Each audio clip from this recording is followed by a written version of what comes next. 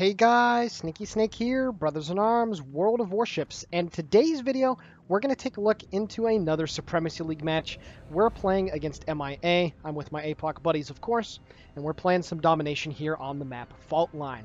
So, once more, we played 2 more games this weekend on Saturday night against some gold level teams, and taking a look here at how we fared in the 2 games this weekend, we were able to beat both MIA and the Western Fleet in a best of 3 series 2-0. So we were able to take care of business in all 4 games, and it was a very successful weekend in that regard.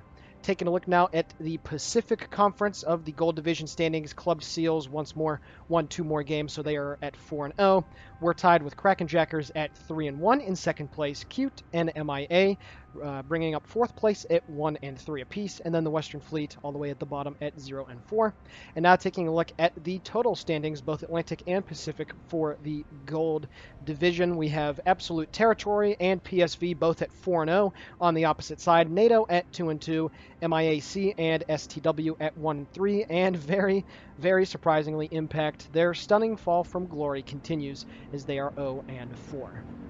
So, with that all out of the way, this game that we had against MIA, this was the first match of the night, and I gotta say, this one does go down to the wire. However, you know, I suppose the less experienced competitive World of Warships player, at least watching this, might think that this game was a lot closer than it actually was, and it certainly seems like it. We do get down quite a bit in this game, but it never really felt like this one was out of our reach, and we were able to do a lot of good stuff at the end of the game to take care of business. So, of course, I'm playing in the Chapayev, the short and skinny on this thing. It has the radar, 11.7 kilometers. You got a nice 8.0-second reload on its main guns, and you get 12 of them, 152 millimeters. So this thing is able to fire very far with 17.3 kilometers of range and very fast. So it's a good DPM machine. It also has pretty good AA and pretty good stealth at the expense of having one critical weakness, and that is, of course, its turning radius. Right here, I'm trying to surprise these dive bombers, so I was able to get within 5.3 kilometers of them before he realized that there was a Chapayev in the area. The one thing to note is that this thing's detectability range by air is 6.4, and its anti-aircraft range, at least long range, can get out to 7.2. So planes are able to get within your AA bubble before they're actually able to detect you, and I was able to splice off 2 planes. Now, the reason why he was sending those bombers over there is that a lot of times in competitive, all across all of the different servers, you'll have dive bombers drop their load, basically, and then go speeding off to try and be fast scouts, because dive bombers without their payload are actually faster than fighter planes, so that's something very important to note. So at the beginning, we're able to take Objective Bravo, my boy Rabadoo getting on the objective very early, very nice right there. We got 3 ships going over to Charlie, the Benson, the Amagi, and the Kutuzov, and then myself, the Otago, the other Amagi, and the North Cal are feinting over here towards Objective Alpha. Now you can see I do turn my AA off as those planes are getting a little too close, but unfortunately he is trying to chase down the bombers from my buddy Tug in the carrier, and he actually gets a really nice strafe and is able to take care of all of them. So I turn my AA back on, trying to shoot down a couple more, but I do have to continue to turn. I am detected by, well, at least I was being aimed at by 3 different ships, and there we go. As I do go undetected, the North Carolina took a shot at me, but I was, of course, anticipating this, and some undetected ship also took a pot shot at me as well. Those were 9 shells that landed, so I think it's the Charles Martel, but I'm not 100% sure on that one. So the deployment here on this map, you can see that there's a lot of islands, and that's the one thing about Fault Line. It's very difficult for your heavy surface units, like your battleships and your cruisers, to be able to get into objectives, because there's a gigantic ring, basically, along the D line, along the G line, and it goes all the way on the 3 and the 8-9, where basically Bravo is completely circled in by islands, and a lot of them are extremely close together, so you really do have to play the smoke game very effectively to be able to put your ships in the right spots, because there's little room to maneuver. And in a ship like this, the Chapayev, I really do have to be careful, because that, again, 890 meter turning radius it's a bitch to deal with, I'll be honest with you. So I do have to be careful in that regard. And the enemy team is about to take Alpha, and they indeed do so. And they also have an Akazuki that's chilling over on Objective Charlie. He is detected. I can't see him, but you can see that his red name is there on the minimap, and he is moving. And it looks like he did try to beach himself in that little corner. That's actually a spot that destroyers can take advantage of as they're able to get into that little crevasse, so to speak, and be able to not get hit by fire, but somebody was able to do it. Looks like my buddy Spider up at Charlie 9, I think was able to loop in a shot in there, so a very nice one right there. And also what you're about to see me do right here, this is just straight up map knowledge. I'm, kiting away. I still have all my radars. I still have all of my hit points, and I really haven't shot at anything yet. But I'm looking to do some damage here as this North Carolina is pushing in. And you can see right there, both of those islands have a nice little U shape, so I am going to be able to lob some shells right in between both of the saddles. And I don't think this North Carolina was really expecting this. I did have AP loaded like an idiot, but the shells actually do land really nicely, and I do 3,700 damage with a couple pens, and then I'm also able to snap off one salvo of high explosive as well, right as he was going undetected. The shell's fallen, and there we go, 5 more hits with a fire started, and he does use his damage control immediately because he was able to get into cover, which I suppose is a pretty good play. But yeah, those that double saddle right there, when you're in Delta 4, it's actually a nice little spot to be able to shoot at ships that are over there. So if you're sitting here and wondering, wow, this is really passive, yes indeed. And again, this is just how this map is. The enemy team is being a bit passive as well, which, rightfully so, is the best option. You really do have to be careful when you time your pushes, because as evidenced by King of the Seas, making a push into an objective that is, how do I put it? Making a push in general, I should say, it's very difficult to do, because in Supremacy League and in King of the Seas, of course, there's a lot of smoke, there's a lot of scouting going on with the CVs. So if you don't have smoke to time your pushes, it's very difficult to be able to do so. And then, of course, you have to realize that once your smoke runs out, you better have a plan to be able to extricate yourself. And I harp on this all the time to people that I talk to about competitive. You have to have a plan for what you're going to do after, and not just how to get into the objective. And you see that a lot where teams will try to be way too aggressive and push in. But in our pregame planning, this was the idea that we had in mind. We were not going to be very aggressive. We do have some ships in Charlie, but again, that part of the map is really siphoned off very well because of the islands that are over there, and our buddies are about to take care of business. And you can see that Rabadoo, who was in B at the beginning, made his way all the way over to Charlie and was able to help take care of that capture point without the help of any radar, mind you. So we had some good scouting over there from Tugboat in the CV. However, there are some enemy ships on the objective at Bravo, so they are taking it. So at this point, I was telling Rob, hey man, I think we got to get you or Ryuho back over here. He's the guy in the other Benson. The North Carolina is 17.2 kilometers away. He also hasn't taken a lick of damage as well, and the same thing with the Ognavoy. He is getting detected by Tug's fighter aircraft, so I am trying to lob some shells over, but he does turn away just in the nick of time, and he goes undetected, as he did have to pop one of his smoke screens, which is really nice. Whenever you can get a destroyer to use a smoke screen because of carrier spotting, that's really good, because destroyers really should be smoking up their allies and not using it for themselves unless it's an absolute necessity, and I really don't think that Ognavoy needed to, but hey, hindsight is 20/20. I do get a shot snapped off just before the shells would have hit the island in front of me on that North Carolina. He is turning in, and it looks like that he was attempting to set up at the corner of that island right there. I do hit him with a couple shells and take a bit of his hit points off. But at this point, I think he realizes that if he sat there at the corner, it would not be very good. And you can see as he is turning away, my buddy Shin that's sitting off to my starboard side is going to be able to blop him here pretty good. The shells do fall in, and there we go. He chunks him down.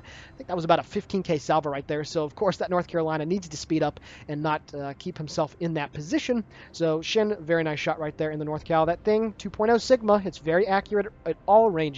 And if you are not, or if you're not angled correctly, you will take a lot of damage from it. I do turn on my defensive AA, and I also use my first radar of the game here, trying to get some shots here at the Ognavoy Avenger down there. Unfortunately, I misjudged his speed, and now I do have to continue to turn away because I was a bit afraid of the enemy North Carolina that was over there, which was just spotted. So I am shooting at the Lo Yang. However, you can see the North Cal that just briefly got detected at H3. He has a spotting plane up, and I did catch that, and you can see I am looking back at him. He's 22.3 kilometers away, but you can see the shells were inbound. So I was paying attention to that guy, and luckily for me, all of his shells fall short and off my port side of the ship. And at this point, I'm also looking there at the North Carolina, and it's something that you really do have to get good at in comp. You have to be looking down range, zoomed in, even if you're not shooting at anything, just to see what's going to happen. And there we go. The North Carolina shoots at me, so I was turning to port. So I, of course, slow down and then start to turn back to starboard. And once again, another salvo from a battleship that was shot at me. I am able to get out of dodge. Now, at this point, I decide, okay, I'm going to speed up. I'm out of the effective range of the first North Carolina that's over at H3. So at this point, I'm now going to get some fire downrange at what is that, Ray and Ross, I think. And I'm going to continue my turn. I am speeding up a bit at about 25 knots, and I should be able to make this turn, but you can see here is I do light him on fire. Set my second fire of the game. This thing takes forever to turn, but luckily for me, I was able to speed up in time, and only a couple of his shells are going to hit me. He gets 1 pen and 1 over penetration, and I only lose about 6,000 hit points, so I'm no worse for the wear. And you can see that not only I'm able to shoot at him, but my buddy Spider has now moved just outside of the cap in Charlie. He's over there in Echo 10, and he's actually able to get some really effective shots through that little slot right there to the west of Charlie. So he's on fire, and he is hemorrhaging hit points very, very nicely. So Spider put himself in a very good spot. However, the enemy team has since captured Bravo, so it's 588 to 609, and they will slowly and steadily be able to pull away from us in terms of the points. So we still weren't worried really at this point. You can see my buddy in the Benson that's off my stern side is coming over. We got the Amagi, the Atago, and Shin still, feigning over there towards Alpha. The rest of the guys are over near Charlie. Again, Ryuho is making his way over here towards objective Bravo. So, we're okay. And the best part is those destroyers, our destroyers, I should say, still have the majority of their hit points. So that's always nice if you can keep those hit points good later in the game, because it gives you an advantage whenever you have to deal with enemy destroyers as well. So you can see here that North Cal is only at 20,000 hit points. He is still getting fired at, and this is the one thing about Fault Line that is really nice. If you don't position properly, since there's all these islands to work with, you can stay undetected for long periods like I have, and just move in between the islands and try to get different angles to shoot at the enemy ships. And again, I have been able to do that, albeit I'm only at 31,000 damage, but again, this is competitive, and you're not looking for the ridiculously high damage numbers. You're not looking, for anything crazy. You're just trying to get shots at whatever the best target possible is. And also, I'll let my AA go to work. I've shot down 6 planes thus far, and I pop my next defensive fire, trying to get those fighter planes away from Bravo and help Tug out. He has been struggling a little bit with the air battle up to this point, but again, the Chapayev has pretty good AA, and with AFT you do have a pretty good suite. And there we go, I managed to shoot down 1 more plane from that group just as I go undetected. So at this point, there's 808 left in the game, 645 to 723. MIA is almost 100 points ahead at this moment. And right about now, at least in this time, I decided to make a call for Sterling in the Atago and for Katias in his Amagi to push onto Objective Alpha. And the reason being is because we needed one of the caps, at the very least, to be contested so they would not get those points from them. And it's not really going to turn out very well for Katias. But at the time, it was a play that myself and Rob would do. Rob is generally the shot caller, but I'm allowed to interject every now and then. Well, actually, that's not really the case. Everybody's allowed to interject. If you watched, actually, our game last week against Cute, everybody's talking, everybody is vivid and, engaged with the conversation, but there does have to be a guy or two that steps up to the plate when needed. And Rob is usually the guy to do that, and he agreed. He's like, hey, get the Amagi onto Alpha. At the very least, we're going to be able to again, as I mentioned, keep them from getting the points. I do use my 3rd radar, and I am shooting at the Ognavoy Avenger once again. He does have to get pushed out of Bravo because of this. He's, I think, taking some hits from our other ships as well, and just as he goes undetected, my radar runs out. So my last salvo is out, and I don't hit anything. However, Rob is now able to safely move on to the B cap because my radar was also able to see all the way through the B cap, and the Lo Yang is nowhere to be found. So that's very good. It's 893 to 810. Again, Rob is capping B. However, Katias, all of a sudden, I saw him at 57,000 hit points, and now he is sitting at 26, and he is burning. The Charles Martel Victob over there got some really nice and spicy RNG, and at this moment, Katias has 3 fires burning on him. So he is actually going to be kicking the bucket. However, he is now on the A cap, and this right here is where the sacrifice is not in vain, because at the moment, MIA is not getting any points from their caps, and that's extremely important because there's only 616 left, and they're over 800 points. So very nice right there. Unfortunately, Katias now had to get off of A because the Shokaku's planes came in. And at this moment, it's 657 to 862. We do just take Objective Bravo, but unfortunately, again, we do lose the first ship of the game. So it took almost 14 minutes for the first ship to get fragged. But yeah, we're still feeling fine. We still have plenty of hit points to work with. Things are going to be A-okay. Getting some shots here on B Doyle down there in the Chapayev. He did appear. I'm not sure if he drifted out of the smoke or something, but also I've been staying angled to that North Carolina that's still chilling over at that island. He's been in H3 for almost the entire game, it feels like, and all of his shells managed to miss. And you can now see that Rev over there in his North Cal backed up out of the smoke screen, made a bit of a misplay right there. He's 14.7 kilometers away. He is using his heal. However, myself and Spider are still getting some shots in at this guy. Again, working the angles, getting some very nice stuff into him, because it appears he just uses damage control. If we get a fire, there we go. Now that is going to stick. My buddy Spider, as he moves back into the smoke, is going to continue to blind fire into the smoke because he has a general idea of where he is at. So very good stuff right there. We are getting ready to take Objective Alpha. Since then, Sterling and Ryuho managed to make their way onto the cap, so we get Alpha. And at this point, Rob is once again circling back on to Objective Bravo. I use my next radar there on Avenger. He is losing quite a bit of hit points. Rob is able to get some really good shots into him, and I've also had quite a few nice salvos as well.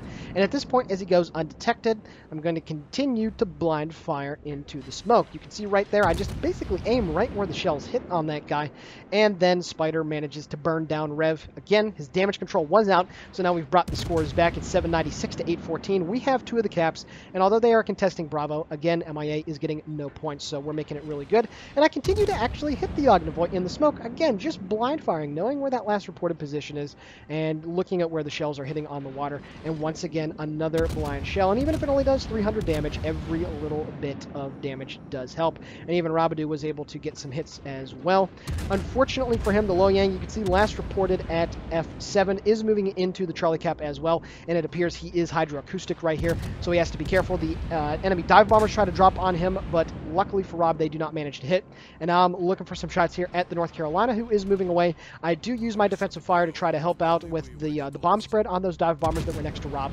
And I'm up to 16 planes shot down. I only managed to shoot one of them down, but I was able to make the dispersion on the bomb drop a little bit wider, which is really, really good. Now I'm continuing to shoot here at Murder in his North Carolina. Again, he's just been chilling in that same spot the whole game, and I do manage to get a fire, so very nice right there. And he is at less than half hit points, so I do go undetected because he goes out of my range. But at this point, I realize that now, with Rob only on 5,000 hit points roughly, I need to make a push here to get onto Bravo. I still have 1 radar left, but I do not have any defensive fires. You can also see the enemy Amagi is on the Charlie Cap, so they will be able to get C here relatively soon. Rob at this moment was sweating balls with those torpedoes that were coming in, but he was able to turn just in the nick of time and get out of dodge. And at this point, I'm now just going to slightly turn to starboard, and yeah, we're charging into B at this point. We got to get those destroyers. That Ognivoy got chunked down quite a bit, and the Lo Yang is still on Bravo. I do use my radar, and there we go. There is the Lo Yang on 11,000 hit points. I'm, of course, going to switch there to Avenger. He is out in the open. Shin also manages to take a pot shot at him, but unfortunately, we misjudged his speed as MIA manages to get the B cap as well. We still have about a 60-point lead, continuing to shoot at Avenger, and I'm now full speed man mode, but I'm still aware that that North Carolina is out to my right side, so I continue my turn to starboard, and just as I look to the right, you can see the shells are coming in, but I am getting nice and angled, and another thing, you can see the Amagi is coming through that gap at Charlie.